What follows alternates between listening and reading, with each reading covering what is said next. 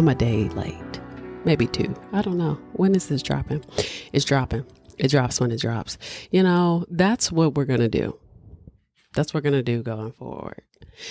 Going forward, these episodes is going to be like Jack in a Box. What I'm going to highly recommend. This is what I'm going to recommend in episode 3 of season 3. Okay. What I'm going to recommend is that you subscribe, whatever that looks like on whatever your, why did my dog choose to do this right now? Wherever you listen to this, okay, I'm going to need for you to click whatever notification bell you got. And because whatever schedule that used to be is no more. Your girl's brain is broke, is what I'm saying. The brain don't work no more. Okay. Yeah. Elevator ain't going all the way to the top. Sometimes it goes to the top. Sometimes it stops at level 2. Sometimes it stops at level 5. It just depends. So I'm saying that to say that I swear to drunk, I'm not God is operating kind of like a Jack in a Box going forward. Is it going to be like, is it going to drop on Thursday? I don't know. Is it going to drop on Saturday? I don't know. Is it going to drop on Friday? I don't know. We're just going to wait and see. So what I highly recommend is that whatever platform you are on, you hit that notification button. Because ain't no guarantee. Oh, girl. Okay. All right. But thank you. Thank you for coming back if you're sticking around. I appreciate everybody who's sticking around for my little mini meltdowns. If you're hanging out, you know, if you're still rocking with me even a little bit, I got back on TikTok yesterday.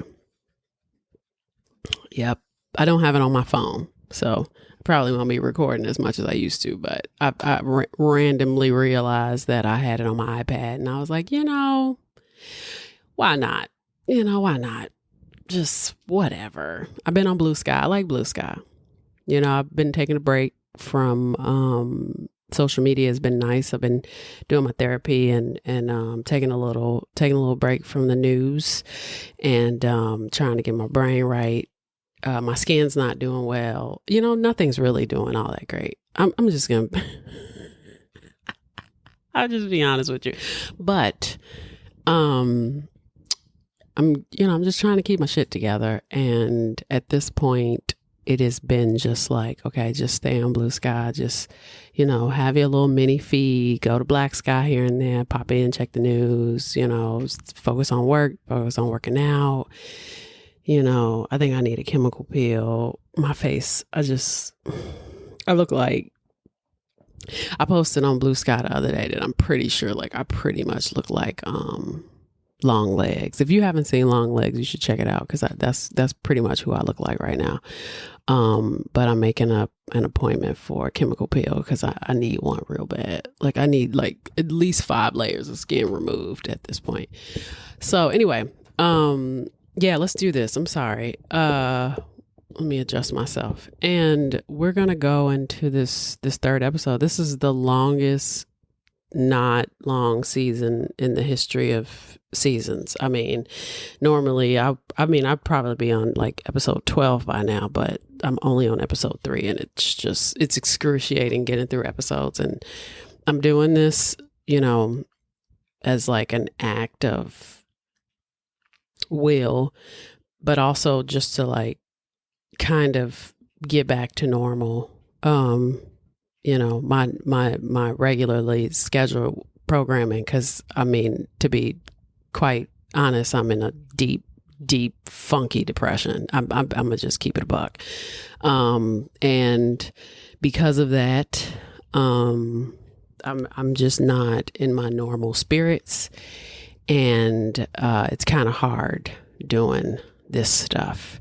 So it's not just politics. It's a gumbo of a few things. I've had a lot of things going on the last 4 or 5 years. So I think it's just now all coming. It's all kind of hitting me all at once. And so it's been like a rough 3-4 months, I would say.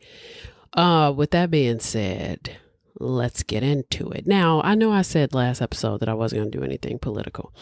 This, Yeah, it's political, but it's not like it's not currently political. This episode is going, girl, please go away. Go away. Luna. No. Get it. She's got this thing going on where like she doesn't like to get anything. Like if something falls, she thinks you should get it, and it's like increasingly like it's obnoxious. No, you need to go get it. You go get it. And she's like cute as fuck, so then she just thinks she can get away with it. And sometimes she does, because I'm a sucker. So anyway, so yeah, I said I wasn't going to do any politics. And then, you know, Mr. Trump, yeah, that Trump, promised during his reelection campaign that he was going to declassify the last batches of some documents from the assassinations of RFK, JFK, and MLK. And I was like, you know what? I didn't actually read those. And so I was like, you know, in the spirit of Black History Month, I would love to tap into the Martin Luther King Jr. FBI assassination report, because I've never actually looked into it.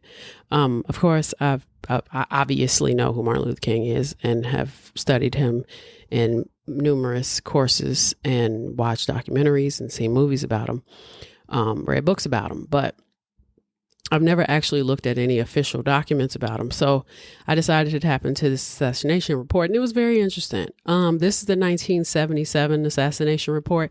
I looked into, and the link will be in the show notes of the article from either AP or Reuters. I can't remember what I pulled from, but I can't really tell if there'll be more. Because, you know, I think it'll be a little offensive to kind of like release any audio or video or anything like that. So I really hope that they don't do anything like that for the sake of the family and stuff like that. But from what I read, there were two files. I read both because I'm weird like that. And you know, both files were excised, and ultimately, you know, they kind of just tap into, you know, actually what happened. And then what they discovered about the FBI's investigation of J. Edgar Hoover. So that's what we're going to talk about today. And I think, and it's, you know, and I get on my soapbox anyway, so I'll do that a little bit. You already know that about me. And I'm going to try to stick to the facts as much as I can, and sprinkle a little bit of extra stuff here and there. But, I think it's interesting because there was just aspects of it that I don't think I really knew, you know, some details here and there that I don't think I really knew. The poison. The poison on this episode was something I don't even know. You know, I didn't even, you're like, why'd you even do this episode? Why'd you do this episode? You suck. Yeah, I do.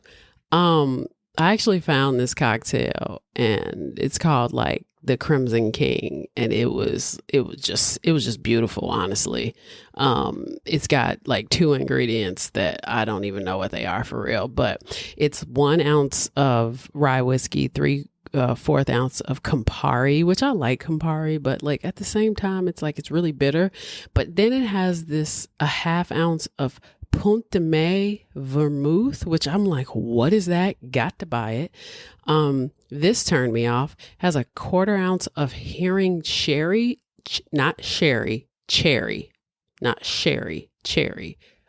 liqueur.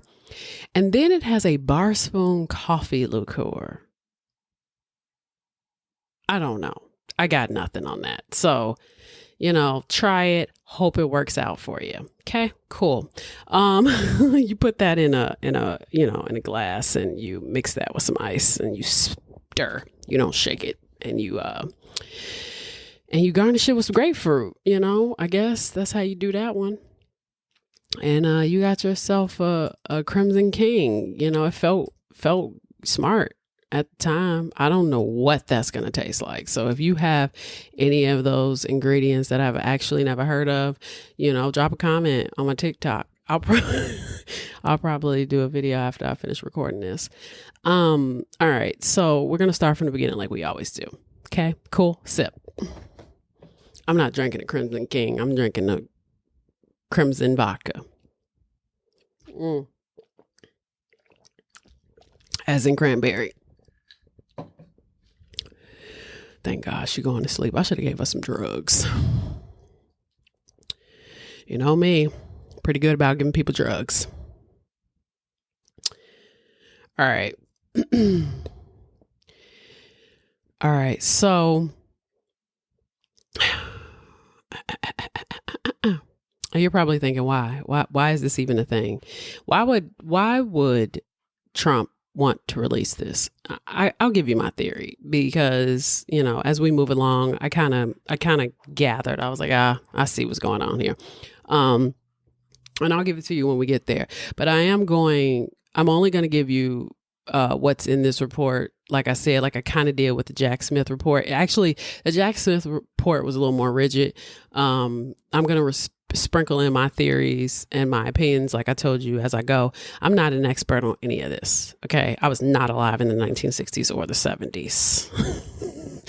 Additionally, I am Black, if you didn't know. So I take some of these, you know, some of this race shit very, very personally. Most of it, all of it, actually, very personally. Right now, I really take it personally. A lot of this actually is very happening right now. A lot of what was put in place during the civil rights movement is being actively taken away. So yeah. Taking it personally, but I will try to analyze as much as I can. I'm a critical thinker, so I will try to describe everything within context of that time. You know what I mean? Like, I'm not going to be like, oh, why did they do that? It's like, yeah, okay, it was the 60s. Got it. You know, still stupid, but I do understand when it's the 60s. But there are a lot of moving parts here. Some we know, some we don't. So this episode will be similar to the Jack Smith episode. So we'll start with that. The memo that accompanies this report is dated January 31st, 1977. If you listen to any other episode that I got out of the other 2 seasons that I did when I was actually doing serial killer stuff, which I will get back to, I promise,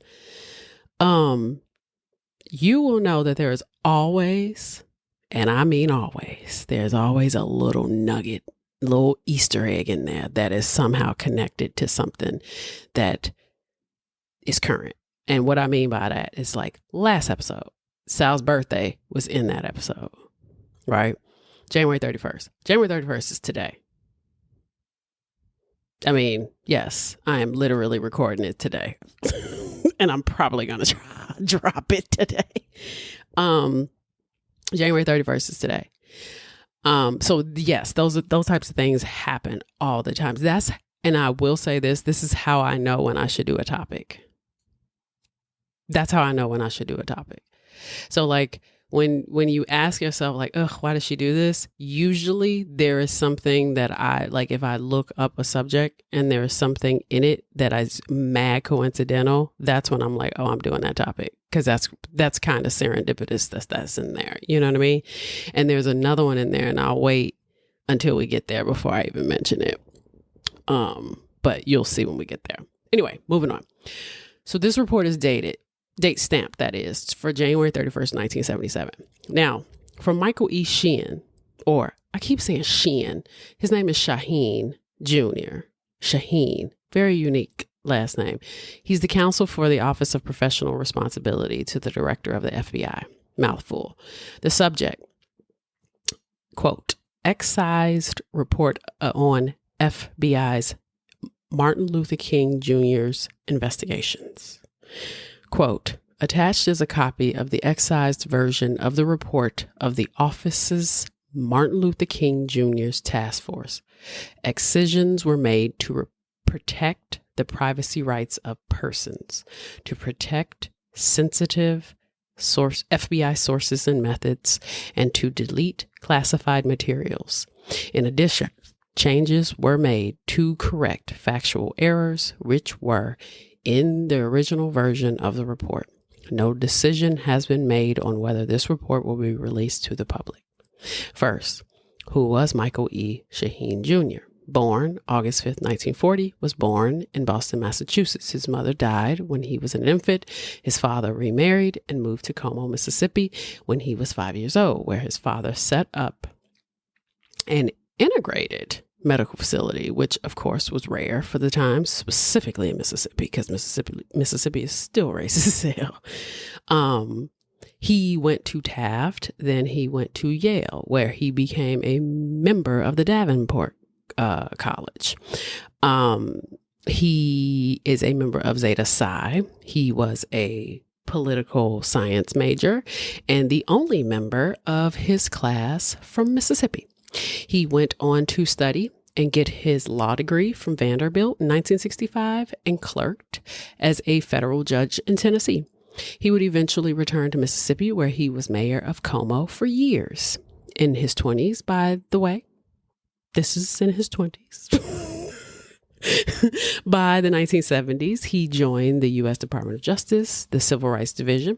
By 1975, he became special counsel for intelligence. Now, the U.S. AG, Edward H. Levy, established the Office of Professional Responsibility in the Justice Department and named Mike director. And he stayed in that post for 22 years until he retired in 1997. Now, to introduce you to the document, Shaheen said he basically lays out the mission of the task force. On November 1st, 1975, William C. Sullivan, who was the former AD of the Domestic Intelligence Division of the FBI, he testified before the Senate Select Committee to study governmental operations with respect to intelligence activities. I just could you just shorten that? Could you make that shorter?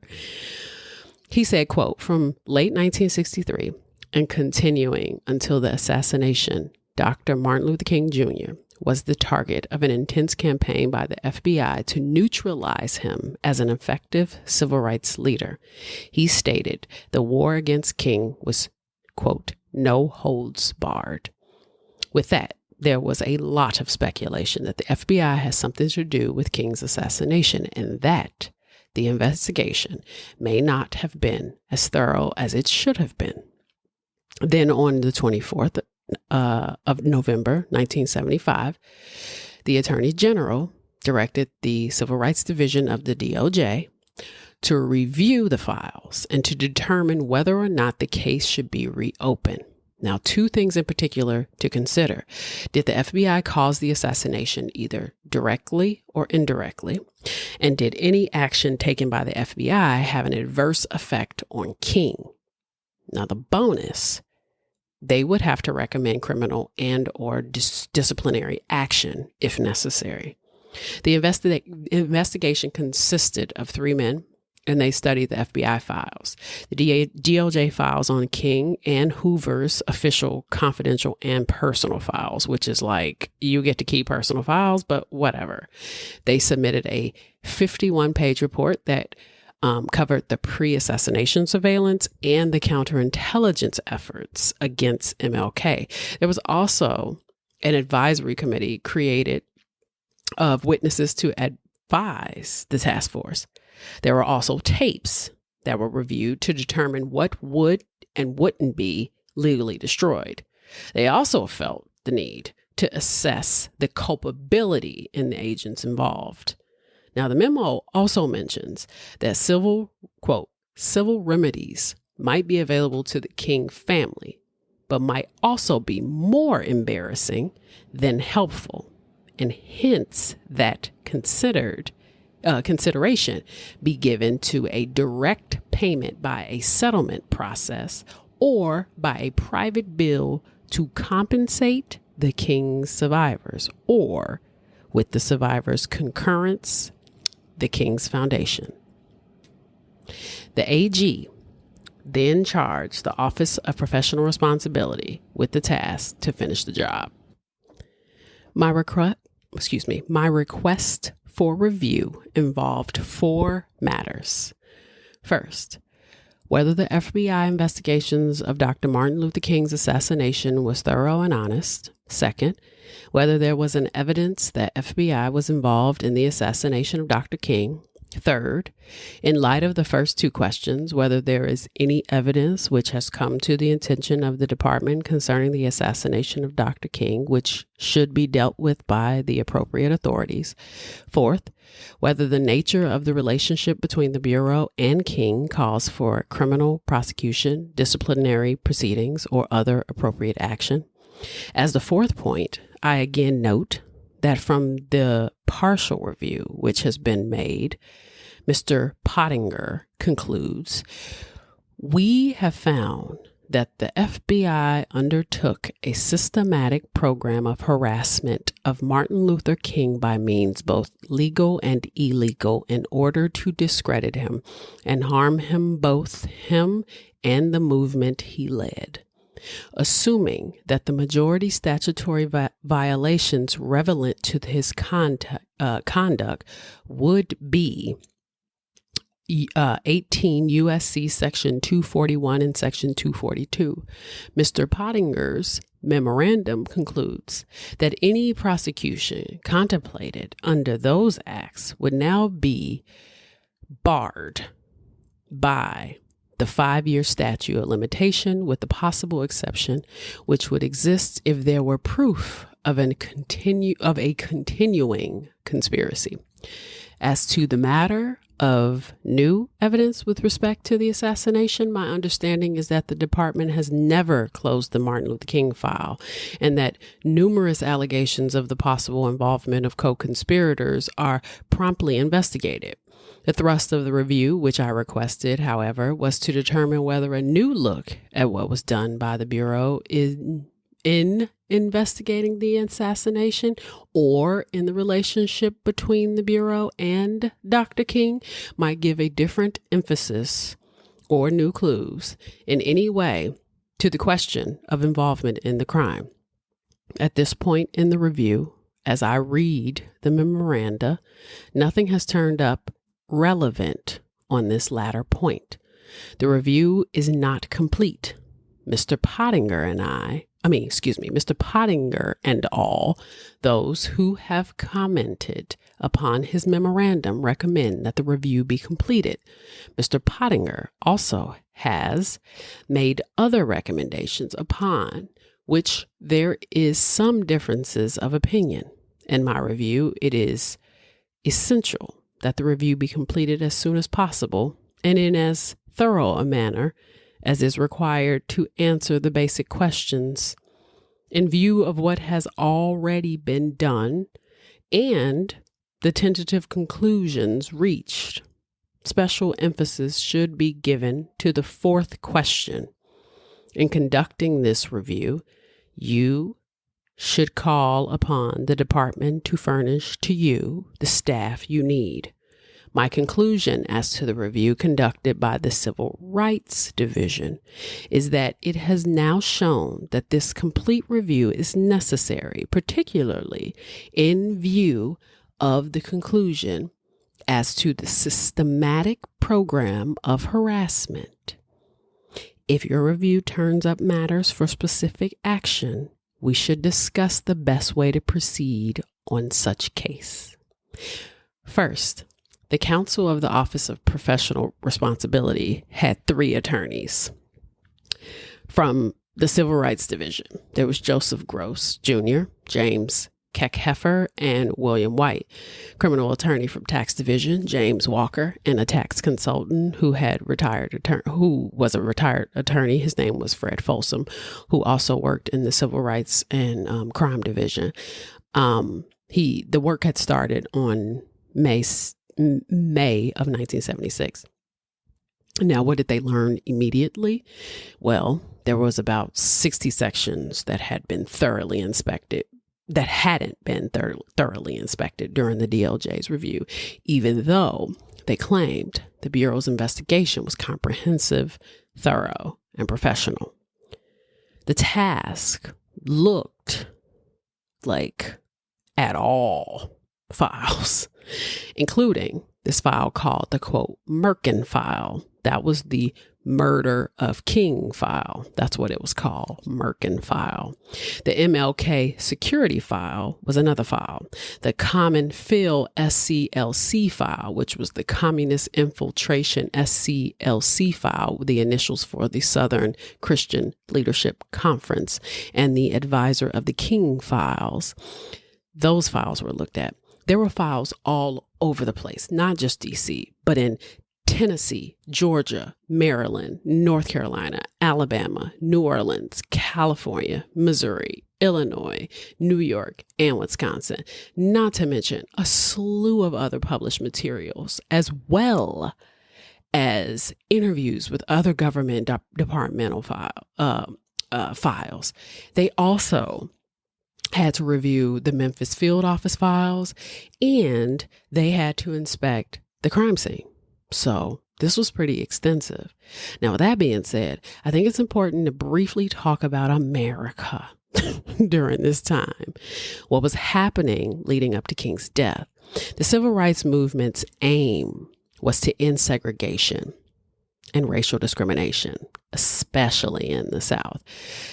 It started Montgomery bus boycott between 1955 and 1956, sparked by Rosa Parks' arrest. King emerged. He was the leader. He was, advocating for nonviolent resistance.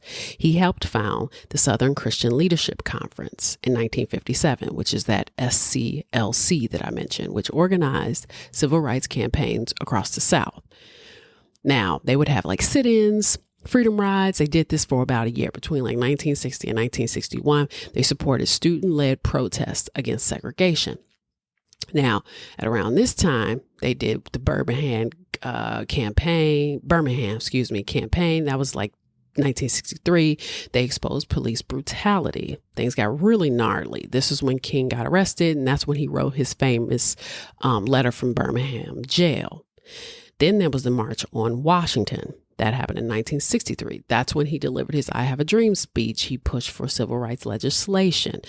This is what really put Martin Luther King on the map. The Civil Rights Act in 1964, which banned segregation and employment discrimination, which of course they're trying to roll back with fucking Project 2025. King won the Nobel Peace Prize. Then there was Selma and the Montgomery March, 1965, that led to the Voting Rights Act, which outlawed voter suppression for against Black people. Now, shifted all of that. King's focus became on economic inequality and oppression in the Vietnam War. He's like, wait a minute now. So he launched the Poor People's Campaign in 1967 to address poverty across racial lines. Now, I don't know if you noticed.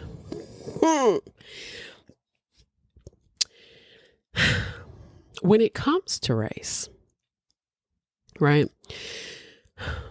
It always kind of,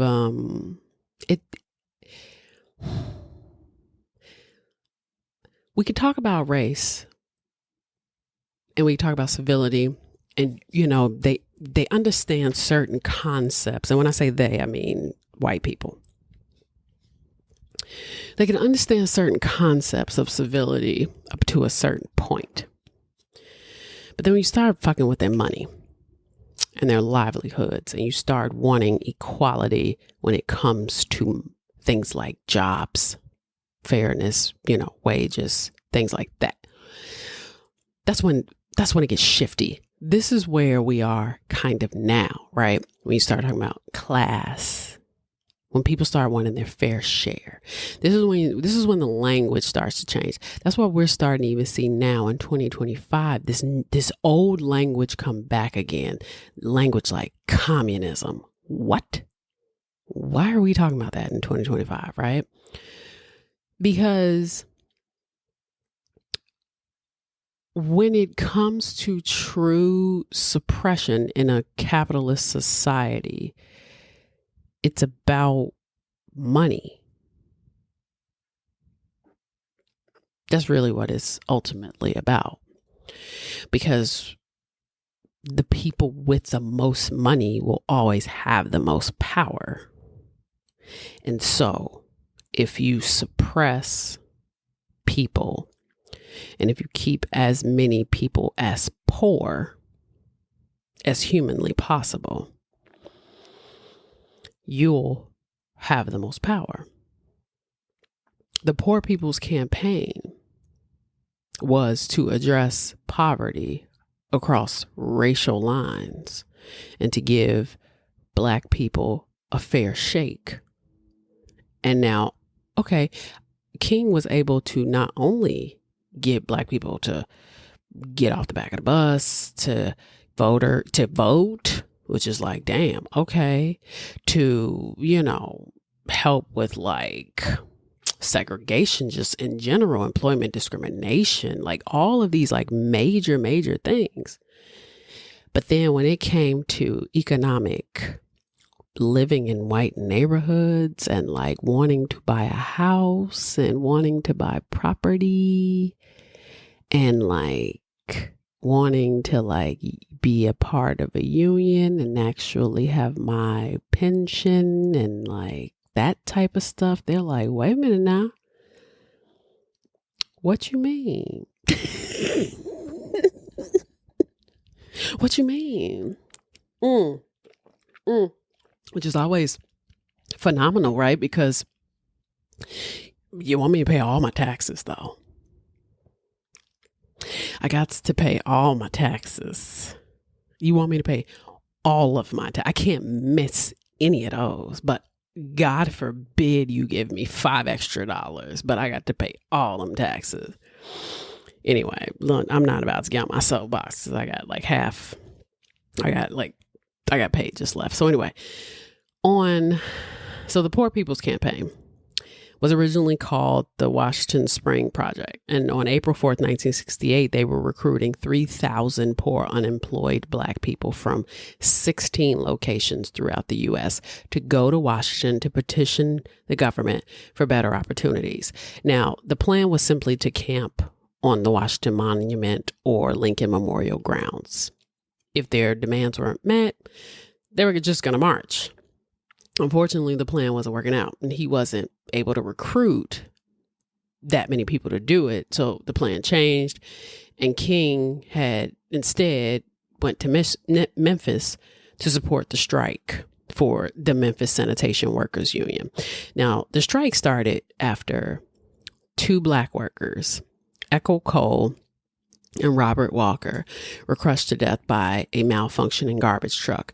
The city refused to address the safety concerns, and most of the workers were Black. They were also underpaid, and it was obvious the conditions were unsafe. So over 1,300 workers walked off the job, demanding better wages, promotion opportunities, life insurance, pensions, and better conditions. And the mayor, Henry Loeb, wouldn't negotiate with them. And even though they had the support of, many militant Black groups in Memphis, it was one group called COME, which was Community of the Move for Equality, and their connection to the Memphis Interdenominational Ministerial Alliance, who helped bring in Martin Luther King. Now, the growing concern of, quote, racial undertones is when the possibility of violence hit the radar. Because now they're like, wait a minute now. This is a few too many niggas out here. This is getting a little scary. So MLK called for a pretty reasonable strike. He said, don't go to work, don't go to school. This was to happen on March 22nd, 1968. And Martin Luther King and his crew stayed at the Lorraine Hotel on 406 Mulberry Street. Now, they would leave on the 19th to go to Mississippi, and then Memphis was hit with like 16 inches of snow on March 22nd. So he postponed it to the 28th, and then on the 28th, there was some looting. So there was just like a lot going on. 4 Black people were shot, and then there was a protester that was killed. It was reported by the Memphis PD that some students put the word invaders, which was the Black empowerment group, name on their jackets, and they were not affiliated with them at all. So it was kind of like what was happening during the BLM protests, where you had people out there who were just like doing stuff in the name of BLM, and it wasn't, you heard stories about that a lot, where it was just like, oh, a bunch of white people who were doing a bunch of looting, pretending like they were a part of BLM when they weren't, or, you know what I mean? That's still a thing. So King was escorted to Rivermont Hotel by police. He was only out there 15 minutes. He stayed in that hotel until March 29th, even though he was supposed to leave for Atlanta to go to Baltimore. Now, King was very concerned with the optics. This didn't look good for his movement. He did not want to appear as though he had lost his ability to lead a nonviolent protest. He returned to Memphis on April 3rd. He was supposed to lead another march on April 8th, but this U.S. District Court in Memphis issued a restraining order against any more marches. And that evening at the Mason Temple, where he delivered his I've Been to the Mountaintop speech, he doubled down on his plan to help the sanitation workers. And after that, King's driver drove him to the Lorraine Motel. Now, King was supposed to appear in court regarding the restraining order on April 4th, 1968 at 8:30, but ultimately stayed at the motel instead. Now, throughout the day, he had various meetings, including discussions about securing funding for all these different initiatives. In the afternoon, he met with his aides, his supporters, including Ralph Abernathy and Andrew Young. At around like 5:45, he prepared to go to dinner with Reverend Billy Kyles. And then he stepped onto the balcony. He stepped onto the balcony because he was talking to his driver about the weather, and he was asking him, I guess, like, what should he wear? And his driver was like telling him like, oh, you should wear a top coat because it's kind of chilly, like a conversation like that. And he was shot by a sniper at 6:00 approximately. Now, what's interesting is that the FBI claimed that there was no direct electronic surveillance of King in Memphis, though agents monitored the sanitation worker strike and had 5 paid informants reporting on the groups, the activists in the area. The MPD had undercover officers embedded in the Invaders, which is that Black activist group in Memphis. And according to the officers, the MPD was mostly interested in the Invaders. They weren't interested in King. Dr. King was under constant MPD surveillance from his arrival in Memphis because, quote, he met with local Black militants on his prior visit to Memphis. Now, 2 plainclothes officers, Detective Edward E. Reddit and Patrolman Willie B. Richmond, were assigned to track his movements. However, Reddit was removed from duty shortly before the assassination under unexplained circumstances. And Reddit's removal is what ultimately led to the House Select Committee investigating the assassination. There were also tactical police units that were stationed throughout Memphis on April 4th, including at Fire Station Number 2 near the Lorraine Motel. Now, some officers were at the station taking a break when the shooting occurred, and they responded immediately, but did not prevent the suspect from fleeing. Fire Station Number 2 was a hotspot because in addition to having the MPD use it to surveil MLK, Norvell E. Wallace and Floyd E. Newsom, the only 2 Black firemen assigned to the Fire Station Number 2 in Memphis, were reassigned to other stations under unclear circumstances.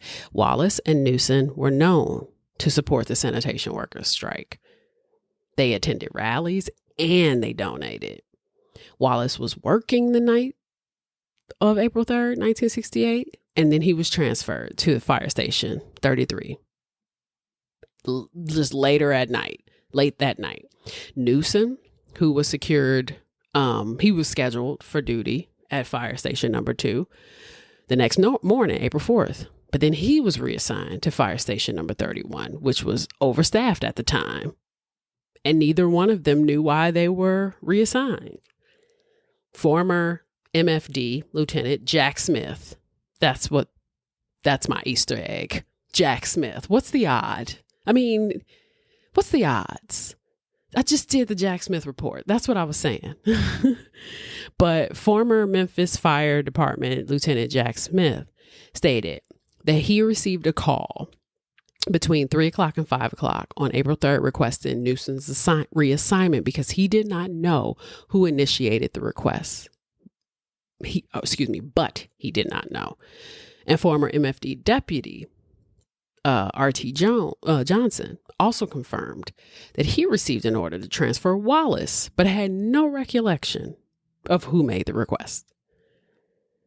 And to me, I'm like, all right, let me play devil's advocate. Let me play non-racist devil's advocate real quick. Non-racist devil's advocate is King was just in Memphis and there was a huge squabble and things got ugly and you all decided to surveil him. And because of that, you had a bunch of people posted up. And then you had two brothers at the fire station. And maybe you didn't want them to go goo goo gaga over King, so you reassigned them. Maybe you didn't want them to feel compelled to leave the station to join any marches, so you reassign them. I mean, they can leave from any station to do that, though. But my spidey senses are telling me that you told the only two black firemen to leave because you didn't want them to give anybody black a heads up on what you were doing. Not that it was a heads up on an assassination, but that it was a heads up on the fact that they were being watched from the firehouse.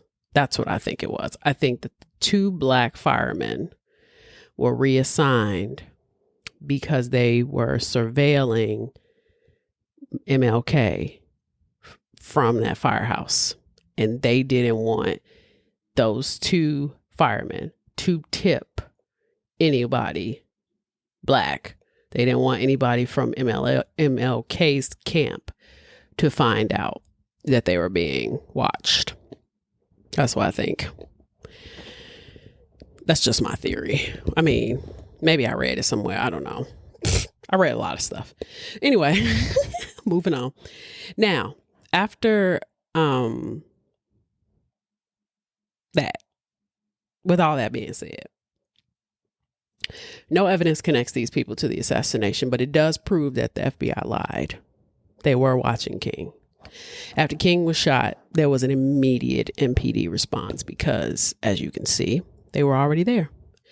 After Dr. King was shot, MPD officers sealed off the area, controlled the traffic, investigated individuals, at around 6:07. The Memphis police tactical unit officers spotted a blanket wrapped a blanket wrapped bundle lying in the doorway of Knipes Amusement Company, located at 424 South Main Street. And it was about 1 block from the crime scene. Guy W. Knip, I don't know, whatever. The store owner and 2 customers heard a thud as something was dropping in the doorway. And they immediately saw a white male in a dark suit walking away real fast, heading south, away from the bundle. And in the bundle was a Remington Game Master Model 760 rifle with a scope, a blue zippered bag filled with toiletries, binoculars, and clothes, a sales receipt for York Arms Company in Memphis, dated April 4th, 1968, a paper bag for York arms containing a receipt for the binoculars. Why are you leaving all of this behind? I just didn't understand that. It's like, why? By 6:10, police had a description of the suspect, which and the car he was driving. They knew he left in a white Mustang. Inspector Nevelyn E. Zachary of MPD Homicide Bureau took custody of the bundle at 6:30, and the weapon and the evidence were turned over to the FBI later that night around 9-10 o'clock. The clothes were turned over to a local laundry to have the laundry marks identified, and then eventually the laundry was turned over to the FBI as well. But that evening, J. Edgar Hoover and the Attorney General in Washington were contacted to conduct a full investigation as a possible civil rights conspiracy. The FBI had the weapon flown to Washington, D.C. for forensic examination, and MLK had been immediately rushed to the hospital, but he was pronounced dead at 7:05. Now, the cause of death was a bullet wound which tore the major neck vessels and severed the spinal cord at the root of the neck. By April 7, 1968, all FBI field offices nationwide were ordered to treat the case as their highest priority, and they had to report leads within 24 hours. So there were eyewitnesses. At Bessie's Brewer's rooming house, there was Charles Stevens and William Anschultz. They described a white male in his 30s wearing a dark suit, and he was fleeing the scene after a gunshot.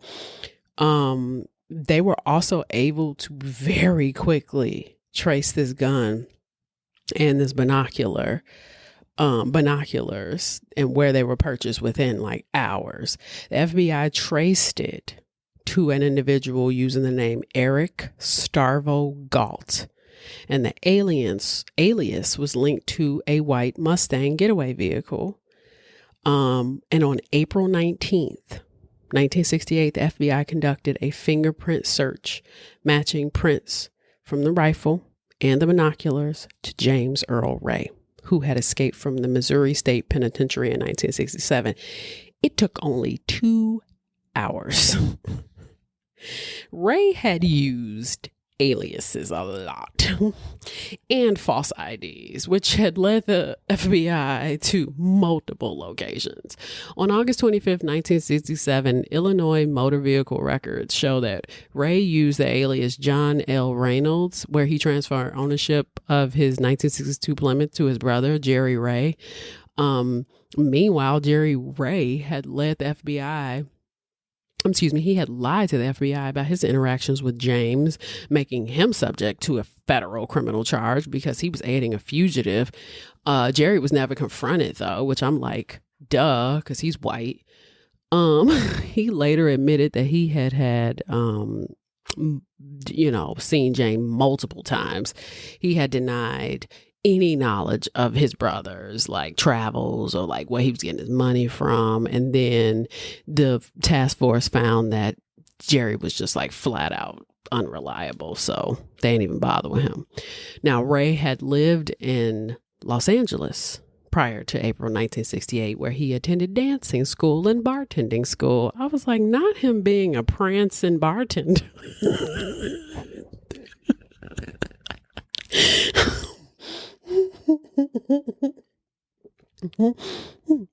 That was me before the election. Dancing around drunk. Witnesses in late 1967 and early 1968 and medical records confirmed that he had paid cash for a surgery. He had had a nose job, a rhinoplasty, if you will, to alter his face. And he had changed his jaw and chin. Where you get them ducats? Where you get that money from? The report also notes that he traveled to Alabama. It's not sure. They don't know how he got there. They don't know where he got all this money from. They don't know when he arrived. He just was there. Then he got to Atlanta in April, where he visited all of these locations that were linked to Martin Luther King, including locations. The Southern Christian Leadership Conference headquarters was circled on a map. He was also in Canada at some point. Ray was just ultimately like a shitty dude. He had a record of petty theft, burglary, and forgery. He was arrested multiple times for robbing stores, stealing cars. In 1959, Ray was convicted of armed robbery in Missouri after being caught holding up a Kroger grocery store in St. Louis. He was sentenced to 20 years at Missouri State Penitentiary. In 1955, he was sentenced to 4 years in prison for mail fraud. On April 23rd, 1967, Ray escaped by hiding in a bread delivery truck. He became a fugitive, and then he remained on the run for nearly a year. And so then after escaping from prison, he earned his money just doing odd jobs. He was like a dishwasher in Winnetka for a period from like May to like late June. He only made about $660 something. Then he allegedly robbed a grocery store in Canada, but that was never really verified. Then he used all these different aliases where he stayed in like these cheap motels. But his income was like limited. So it was like, how you change his face? I mean, there was no care credit. It's like, who is your benefactor? So Ray spent a significant amount of money between April 1967 and April 1968, raising suspicions that he had financial backing. The FBI investigated whether Ray had received money from robberies or unidentified sources. Hey, he was a dancer, he was a bartender, maybe he was a hoe.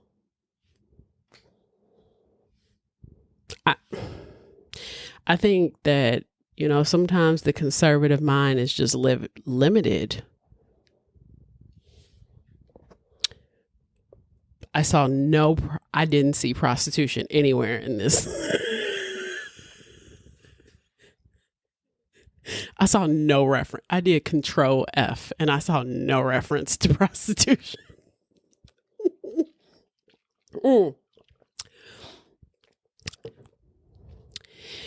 I'm just saying, you assuming that just because this man was racist don't mean he wasn't gay.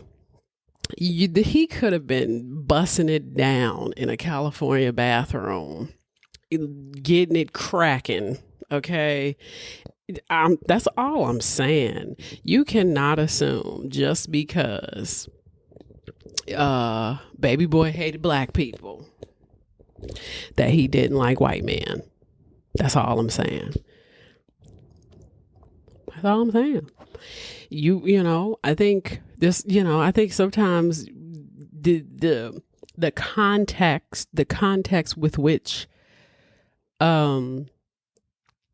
conservative thought lives is very limited because one, get it, it's the 1960s.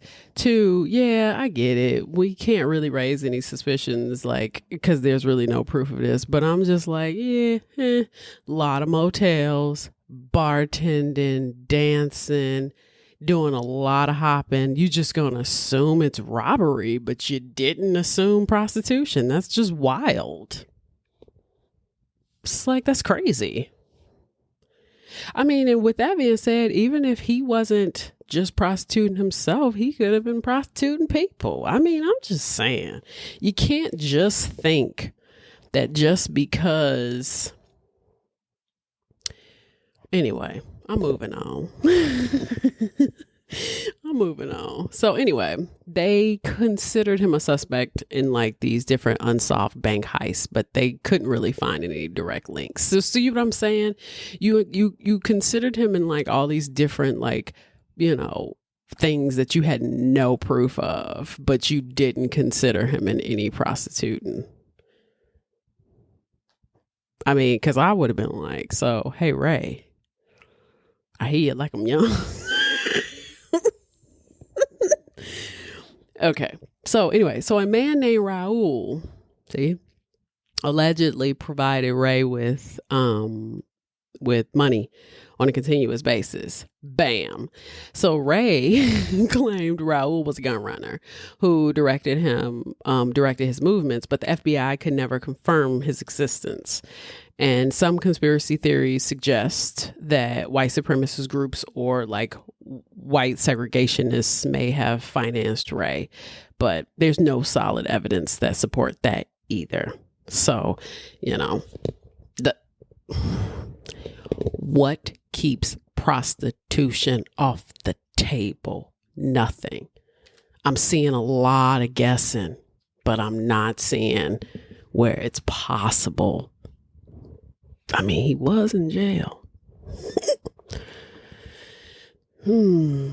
Some, I don't know what I'm saying. Now, some conspiracy theories, like they say that like he was a fan of like George Wallace, who was a segregationist governor in, Alabama. They know he was fascinated. He was super racist. He expressed interest in moving to Rhodesia, which is now Zimbabwe. And at the time that was controlled by a white minority government. And even when he was arrested, they did find brochures about Rhodesia. And because he, I guess he's Elon Musk. His brother, Jerry Ray, stated that James did not care for black people. And I think I read in the report too that there was like inmates that was like, yeah, he did not like black people, nor did he like MLK. Like he just was not a fan of Martin Luther King. Now, some acquaintances from his time in Los Angeles said that he was racist.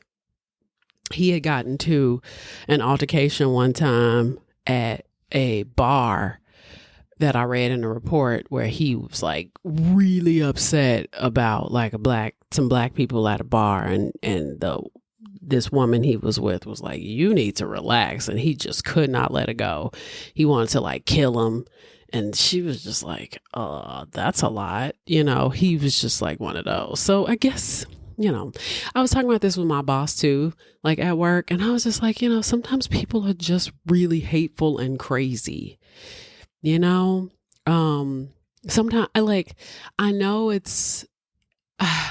I know we don't like to we don't want to simplify things sometimes.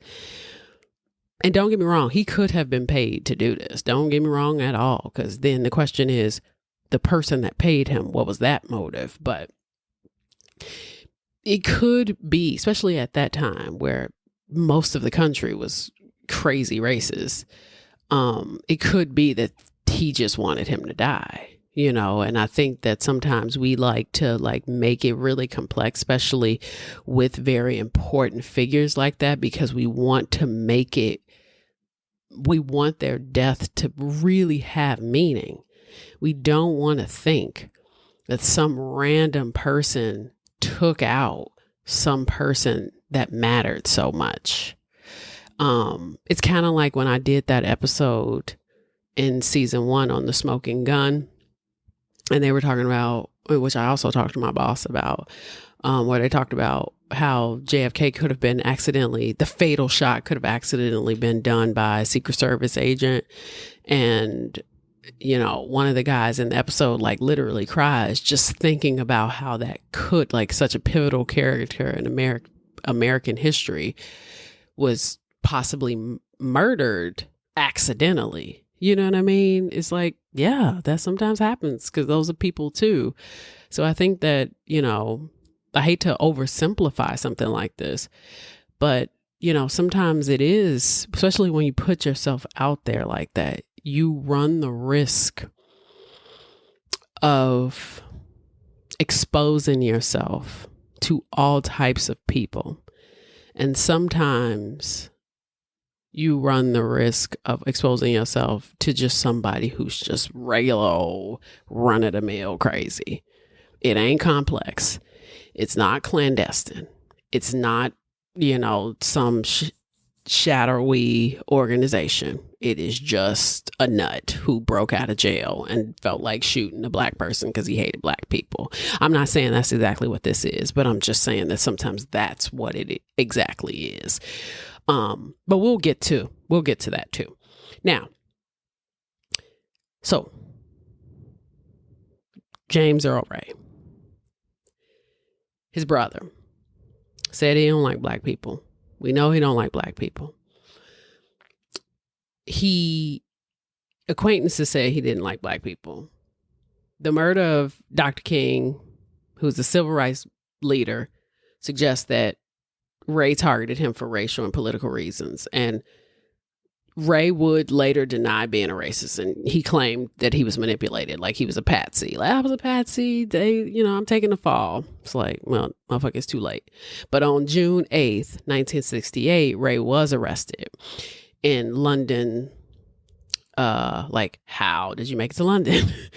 London's Heathrow Airport. While he was trying to get on board a plane to get to Brussels, Belgium, he was arrested by Scotland Yard detectives for traveling with a fraudulent Canadian passport and carrying a .38 caliber revolver.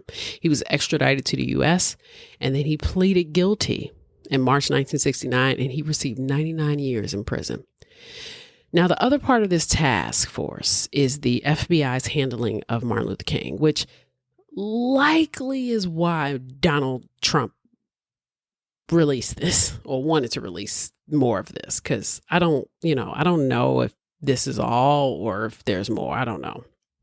But Attorney General Robert F. Kennedy initially denied the FBI's request for electronic surveillance on King. But he later approved limited surveillance in 1963. And the FBI conducted a lot of phone tapping and hidden microphones on King's homes, his offices, and his hotel rooms. I mean, at least 5 of his hotel rooms between 1965 and 1966. The surveillance was initially meant to monitor communist influence, but it quickly shifted into King's personal life. And this included his cheating and how Martin Luther King was having an affair. So I had a conversation with my mom. Because, and this is where you do have to separate yourself. You have to separate a person from what they do. Because while you may feel a particular way about people who cheat, that has nothing to do with what Martin Luther King's mission was. Yes, being, standing on a throne of self-righteousness to a certain extent when it comes to like being a better person, like not being racist and civility and things like that. I do understand lumping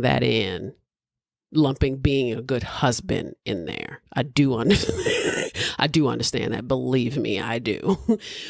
But at the same time, I do also understand that Martin Luther King was a human being. And I do also understand Martin Luther King was he was young. He was my age.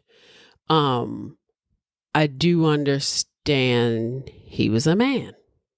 And I do understand that men, especially men who travel, who get married young, they have needs. And I also understand that while people are preachers, specifically people who subscribe to religious doctrine, they tend to put themselves in positions to be sexually suppressed.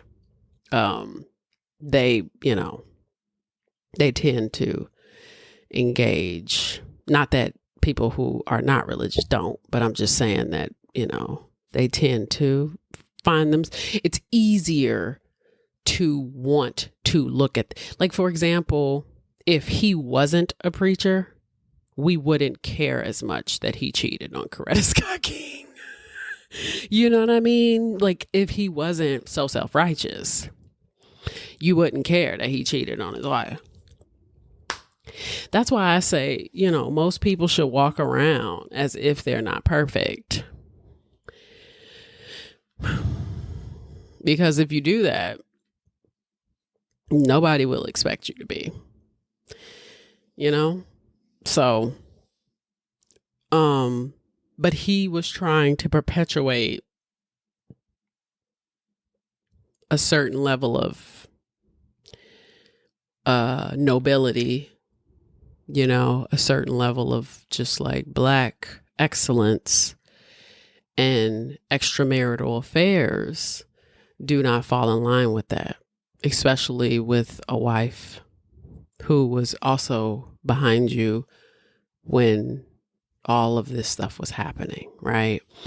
And so I think that is like, it's like with Obama. Like if we found out that Obama was cheating on Michelle, like, you know, there's rumors right now that, and I don't know, it could be true, but there's rumors right now that they're getting divorced. Okay. It's like Michelle and Obama have the right to get divorced. I don't see why that's a problem. They don't want to be together no more.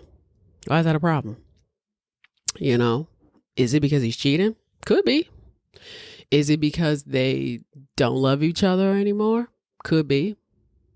Could it be that she said, I'll wait till you reach the end of your political career and I'm out? Could be that too. Could it be because of Michelle? Could it be because Michelle's cheating? I mean, it could be anything. But, you know, two people choosing to end their relationship is their business. So I think that sometimes we put a lot of pressure on people to be perfection. And sometimes people put pressure on themselves to be perfection as well.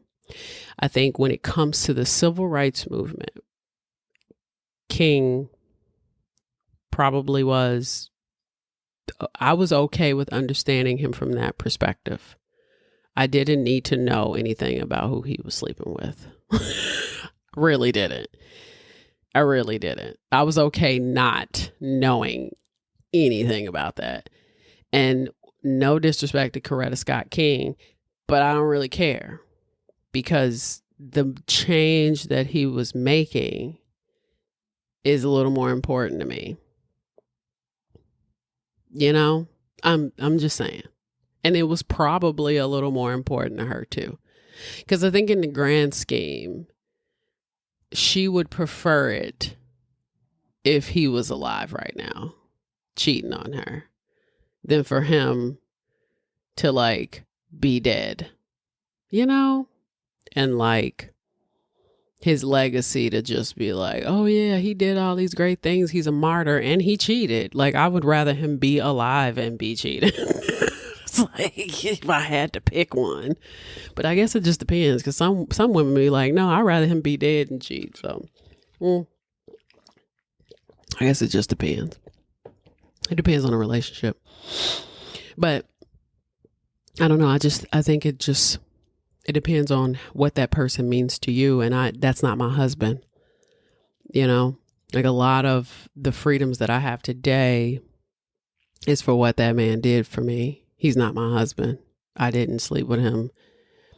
He doesn't owe me that honor, you know? So his extramarital affairs don't offend me is my point. So that's where I'm going to leave that there.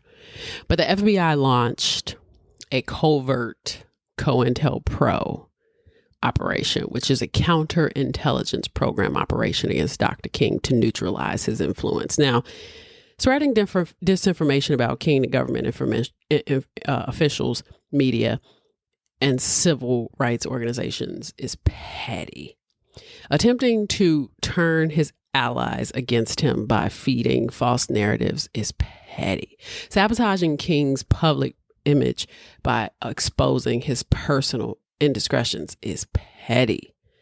One of the most notorious actions that they pulled was when they sent him a threatening letter in 1964. This letter was anonymously written. It came with audio recordings and of his private life, and it accused him of being a fraud, immoral, unworthy of being a leader. The letter suggested that he should commit suicide before he was publicly exposed. It was unsigned, but then it was later confirmed that it was written by the FBI under Hoover's orders. The FBI provided many misleading reports regarding King's activities to the president, who was Lyndon B. Johnson at the time, and many other government officials. They also briefed British intelligence agents during King's trip to the UK in 64, alleging that he had communist ties. The media was secretly fed damaging stories to tarnish King's reputation. And even after King's assassination in 68, they continued to smear his name. They even attempted to prevent the establishment of a national holiday in his honor due to his immoral behavior. They monitored and attempted to discredit his widow, Coretta Scott King, and his close associates as well. The FBI, they based their actions on beliefs that King was a threat to national security. And if that sounds familiar, they just did that with TikTok. They do that with everything that they want to extinguish and that they want to pose as a threat to turn, for you to turn against, so you could hate it.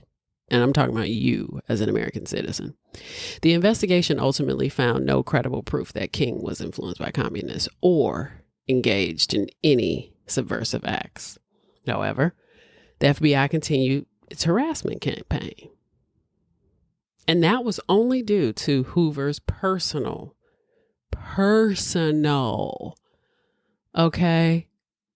issues, his animosity towards Martin Luther King and towards the civil rights movement. The FBI wiretapped and spied on King under the pretenses of national security. You personally smear campaign this man. You sent threatening letters to him suggesting that he should kill himself. You told foreigners and people in the U.S. lies about this man. And then even after his death, you didn't even want to recognize his legacy, even though there was zero evidence that this man was a communist. J. Edgar Hoover, his obsession with Martin Luther King was because he despised civil rights leaders, even though he walked around in women's panties. I would like to say that. Okay, I'm putting that on the record.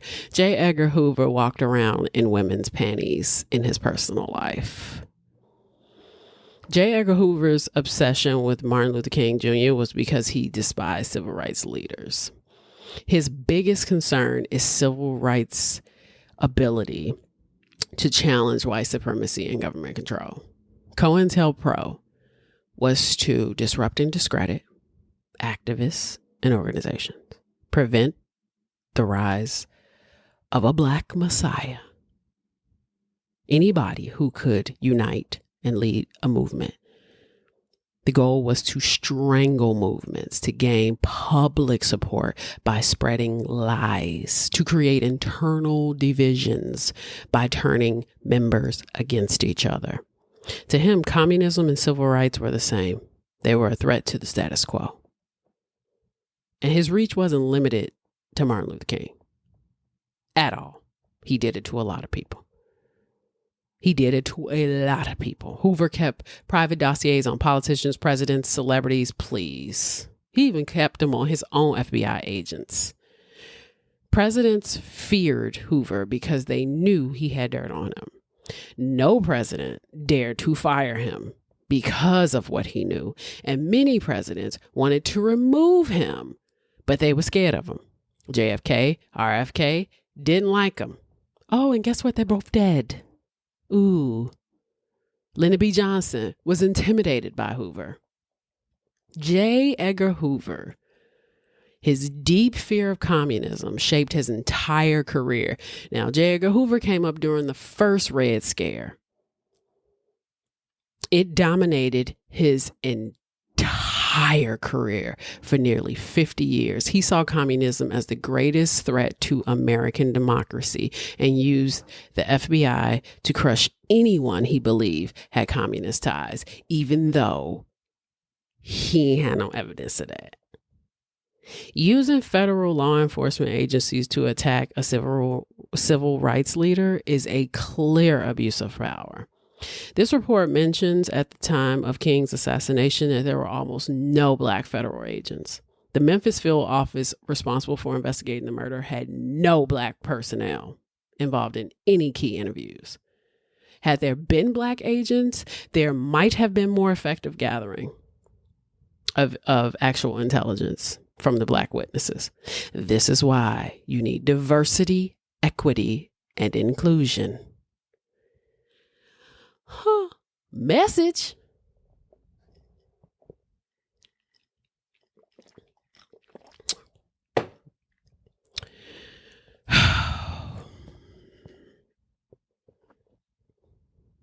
The lack of diversity in the FBI hindered communications with the black community and reduced trust in the agency. Because when you have government agencies, when you have government or when you have bodies of power that do not represent the communities that they, that they're over. This is why when a whole police force is white, but they are policing an entire black community, it never works out.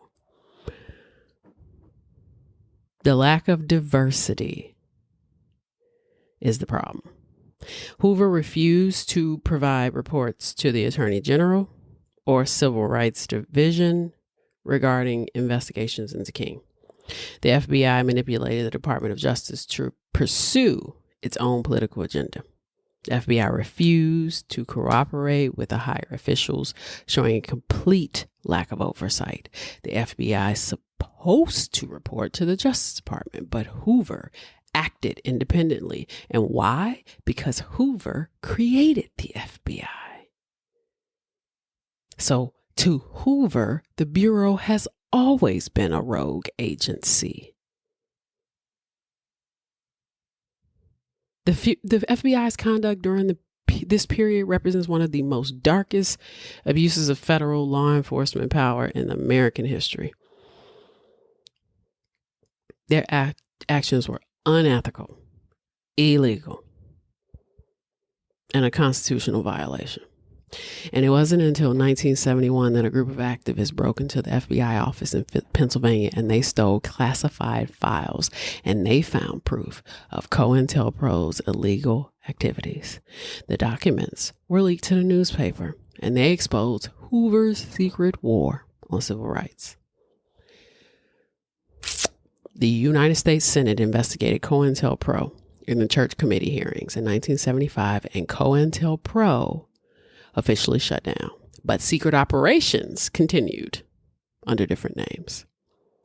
The reason why, when you ask yourself why there is no BLM, or when you ask yourself why even right now, in the face of tyranny, authoritarianism, and oligarchy like we're about to experience right now, why we will probably not be able to effectively mobilize, it is going to be because of this.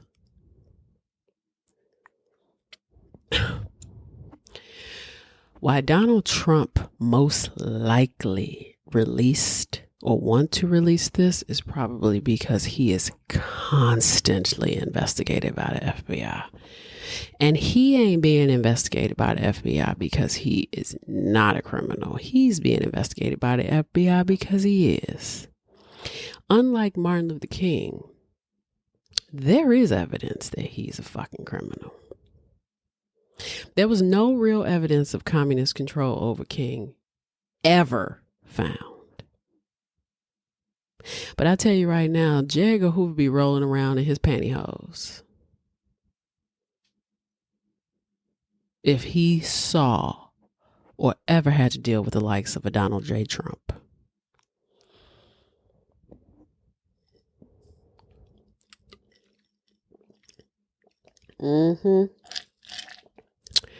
Russia and China? Damn. Well, by golly. slap me around and call me Susie. That's a double commie whammy.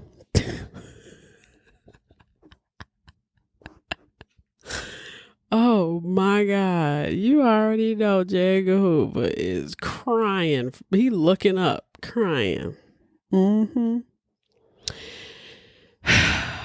So that, my friends, is the Martin Luther King Jr. FBI assassination report. I hope you learned something.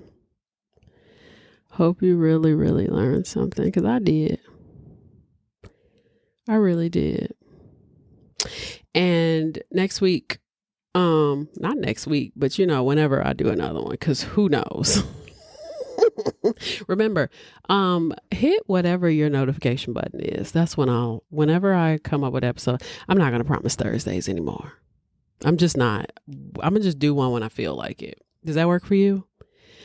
We just going to call them Pop Goes the Weasel episode. That's what we're going to call it.